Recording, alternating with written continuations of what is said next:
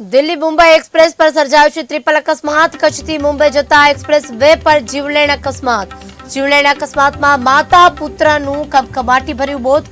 બે અર્ટિકા અને એક ટ્રક વચ્ચે સર્જાયો છે અકસ્માત। ટ્રક ચાલક સ્થળ પરથી ટ્રક લઈ ફરાર થઈ ગયો છે। પોલીસે અકસ્માતને મોતનો ગુનો નોંધી તપાસ તેજ કરી છે।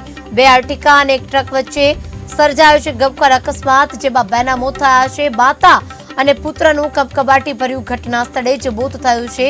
દિલ્હી મુંબઈ એક્સપ્રેસ હાઈવે પર આ બન્યો છે ટ્રિપલ અકસ્માત।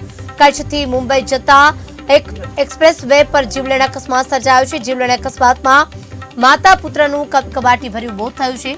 બે અર્ટિકા અને એક ટ્રક વચ્ચે સર્જાયો છે ગમખ્વાર અકસ્માત। ટ્રક ચાલક સ્થળ પરથી ટ્રક લઈ ફરાર થઈ ગયો છે। અજાણ્યા ટ્રક ચાલકની પોલીસે શોધવા ચક્રો ગતિમાન કર્યો છે। મોતનો ગુનો નોંધી પોલીસે તપાસ તેજ કરી છે। આગળની કાર્યવાહી હાથ ધરી છે।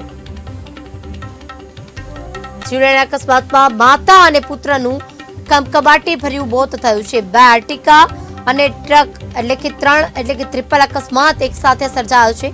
ટ્રિપલ અકસ્માતમાં બે લોકોના મૃત્યુ થયા છે, જેમાં માતા અને પુત્રનું કમકમાટી ભર્યું મોત થયું છે। પોલીસે ટ્રક ચાલક વિરુદ્ધ ગુનો નોંધ્યો છે। મોતનો ગુનો નોંધ્યો છે, અકસ્માતનો ગુનો નોંધ્યો છે। આ બંને મોતનો ગુનો નોંધાતા આગળની કાર્યવાહી હાથ ધરી છે। ટ્રક ચાલક કોણ હતો તેની તપાસ તેજ કરી છે।